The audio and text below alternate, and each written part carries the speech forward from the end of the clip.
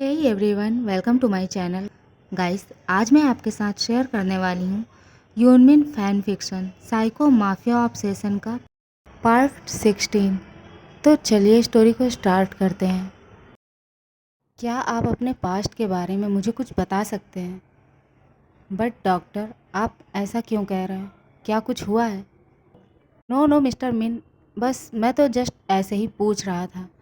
मैं बस कुछ बात करना चाहता था आपसे, आपके पास्ट के बारे में। योंगी मन ही मन कुछ सोचता है और स्माइल करता है, और स्माइल करते हुए वो डॉक्टर की तरफ देखता है और उससे कहता है, ओह आई सी, आई थिंक मुझे लगता है आपको ये लग रहा है मेरे एक्सीडेंट की वजह से कहीं मैं अपने पास्ट को तो नहीं भूल गया। ऐसा कुछ भी नहीं है। मैंने आपसे कहा ना कि मैं बस आपसे ऐसे ही बात करना चाहता था। डॉक्टर, अगर ऐसा कुछ है भी तो क्या फ़र्क पड़ता है? इवन अगर मैं अपने पास्ट की चीज़ें भूल भी जाता तो भी मुझे कोई फ़र्क नहीं पड़ता, और ये शायद मेरे लिए अच्छा ही होता। इससे मैं उसे भूल सकता था। अगर मैं अपने पास्ट को भुला सकता तो मैं उसे भुला देता। अगर मैं अपने पास्ट को भुला सकता, मैं उसकी यादों को भुला सकता था। उसके साथ जो वक्त बिताया उसे भुला सकता था। बट डॉक्टर, ऐसा कुछ भी नहीं है।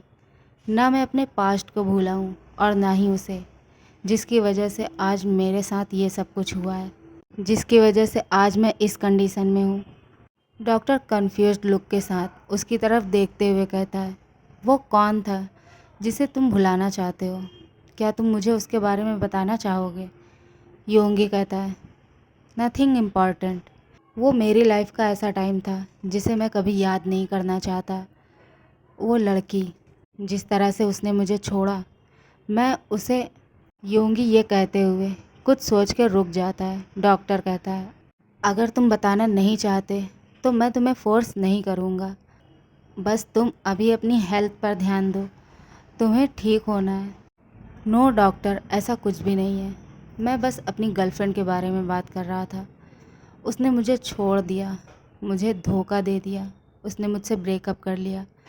बस मैं उसके लिए ही, और मेरा एक्सीडेंट भी उसकी वजह से ही हुआ था। बट डॉक्टर, क्या आप मुझे बता सकते हैं मैं हॉस्पिटल में कब से हूँ? मुझे कितने दिन से यहाँ रखा गया है? डॉक्टर कहता है, व्हाट? तुम कहना क्या चाहते हो? मैं बस आपसे ये पूछना चाहता था कि मेरे मॉम डैड कहाँ हैं और मैं यहाँ कितने दिन से हूँ। 2 डेज़, 4 डेज़, 1 वीक, 2 वीक, कितने टाइम से हूँ मैं यहाँ? ये किसका घर है? मुझे यहाँ कौन लेके आया? जिमिन रूम के बाहर डोर के पास खड़े होकर योंगी की सारी बातों को सुन रहा था और कंफ्यूज हो रहा था। क्या वो बिल्कुल ठीक हो चुका है? क्या वो पहले जैसा हो गया है?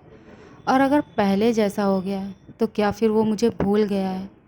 मैंने उसके साथ जो कुछ भी किया, क्या वो उसे भुला चुका है? डॉक्टर योंगी से कहता है, तुम अपने एक्सीडेंट के बाद से तुम हॉस्पिटल में कब तक थे? हॉस्पिटल से कब आए? यहाँ कब से हो? तुम्हारे मॉम डैड कहाँ हैं? तुम्हें तुम्हारे सारे सवालों के जवाब तुम्हारे हस्बैंड से मिल जाएंगे। डोंट वरी, तुम्हें टेंशन लेने की कोई ज़रूरत नहीं है। तुम कोई भी स्ट्रेस मत लो, ओके? तुम बस अपनी हेल्थ का ख्याल रखो और रेस्ट करो। अभी तुम्हारे लिए रेस्ट करना बहुत ज़्यादा ज़रूरी है। योंगी डॉक्टर के माउथ से हस्बैंड वर्ड सुन के अपनी वाइडन आइज से डॉक्टर की तरफ देखने लगता है और उससे कहता है, हस्बैंड? डॉक्टर, ये आप क्या कह रहे हैं? मेरा हस्बैंड? बट मेरी कोई शादी नहीं हुई है और मैं ऐसे किसी इंसान को नहीं जानता जो खुद को मेरा हस्बैंड कहता है। बट ये सच है, आप मैरिड हैं और आपके हस्बैंड, जो अभी आपके पास बैठकर आपकी केयर कर रहे थे, मिस्टर पार्क जिमिन, आपके हस्बैंड है और ये उन्हीं का मेंशन है। तुम अभी मिस्टर पार्क जिमिन के मेंशन में हो। डॉक्टर योंगी को और कुछ बताता इससे पहले जिमिन रूम का डोर ओपन करके रूम के अंदर आ जाता है। जिमिन को डर था डॉक्टर योंगी को वो सब ना बता दे जो जिमिन नहीं चाहता है कि योंगी को वापस से पता चले। अगर योंगी अपनी अपनी वो सारी मेमोरी को भूल चुका है तो ये जिमिन के लिए बहुत बड़ी अपॉर्चुनिटी है। वो योंगी को अपने प्यार से अपना बना सकता है, वो उसे अपने प्यार में गिरा सकता है। और इसके लिए जिमिन को योंगी के सामने बहुत अच्छा बनना होगा। जिमिन ये सब सोचकर रूम के अंदर आकर डॉक्टर से कहता है, डॉक्टर, आपने मेरे हस्बैंड का चेकअप कर लिया है ना, तो आई थिंक अब आपको यहाँ से जाना चाहिए। जिमिन को रूम में देखकर योंगी कन्फ्यूज़न के साथ उसे देख रहा था। योंगी एक बार फिर से हस्बैंड वर्ड सुन के अपने माउथ को लिटिल ओपन कर लेता है और वो कुछ कहना चाहता था। डॉक्टर जिमिन और योंगी से कहता है, ओके मिस्टर पार्क, मिस्टर मिन, अब मैं चलता हूँ। Oh I am sorry mister and Mrs Park, मैं चलता हूँ। अगर आपको कोई भी प्रॉब्लम हो तो आप मुझे कॉल करके बुला सकते हैं, ओके। और ये कह के वो जाने लगता है। योंगी उससे कहता है, बट डॉक्टर मेरी। डॉक्टर उसकी कोई भी बात सुने बिना ही वहाँ से चला जाता है। जिमिन बेड पर योंगी के पास बैठ जाता है और उसके चेक्स पर अपने हाथ को रख के सॉफ्टली अपने दोनों हाथों के बीच योंगी के फेस को पकड़कर उसके फॉरहेड पर एक किस करते हुए कहता है, my little wifey, are you okay now? तुमने तो मुझे डरा ही दिया था। तुम्हें पता है जान, जब तुम ऐसे सेंसलेस हो गए मैं कितना ज़्यादा डर गया था। मुझे लगा तुम्हें पता नहीं क्या हो गया और मैंने डॉक्टर को कॉल करके यहाँ बुला लिया। बट अब मुझे लगता है तुम ठीक फील कर रहे हो। तुम तो जानते हो ना मैं तुमसे कितना ज़्यादा प्यार करता हूँ। और तुम भी तो मुझे बहुत ज़्यादा प्यार करते हो। और जिससे प्यार करते हैं उसे पेन नहीं देते। और तुम्हें पता है तुमने आज सेंसलेस होकर मुझे कितना ज़्यादा दर्द दिया है, यहाँ पर मेरे चेस्ट में, मेरे हार्ट में। और ये कह के वो अपना एक हाथ अपने चेस्ट पर रख लेता है। योंगी चुपचाप उसकी बातों को सुन रहा था। वो कुछ भी समझ नहीं पा रहा था कि वो क्या कहे और क्या करे। योंगी अपने चेक्स से जिमिन के हाथ को हटाते हुए कहता है, हमारी शादी कब हुई और तुम हो कौन? तुम मुझे यहाँ क्यों लेकर आए हो? मॉम डैड कहाँ हैं? वो यहाँ क्यों नहीं है? तुम मेरे हस्बैंड कैसे हो सकते हो जब हमारी शादी ही नहीं हुई? और मुझे अच्छे से याद है मैं अपनी गर्लफ्रेंड से मिलने जा रहा था और कार फास्ट ड्राइव करने की वजह से मेरा एक्सीडेंट हो गया। मेरी आंखों के सामने अंधेरा छा गया और मैं सेंसलेस हो गया। फिर मैं अभी सेंस में आया हूँ। तो फिर मेरी शादी तुमसे कब हुई? जिमिन योंगी की बातों को सुनकर एक सैड एक्सप्रेशन अपने फेस पर लाकर उससे कहता है, व्हाट बेबी बॉय, क्या तुम्हें सच में कुछ याद नहीं है? हमारा प्यार, हमारी शादी, हमारा हनीमून, कुछ भी? क्या तुम्हें कुछ भी याद नहीं है? योंगी जो अपने सिर को दोनों हाथों से पकड़ लेता है और जिमिन से कहता है, मैं कुछ भी याद क्यों नहीं कर पा रहा हूँ? ये तुम मुझसे क्या कह रहे हो? तुम क्यों मुझसे ये सब बातें कर रहे हो? मैं मैं बहुत ज़्यादा कंफ्यूज्ड हूँ।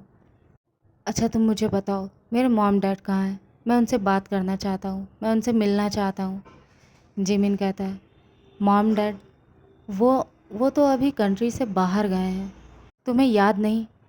तुमने ही तो अपने मॉम डैड की ट्रिप प्लान की थी। कंट्री से बाहर तो उन्हें तुम ही ने भेजा था। क्या तुम्हें ये भी याद नहीं है? बेबी बॉय प्लीज़ ऐसे मत करो जान।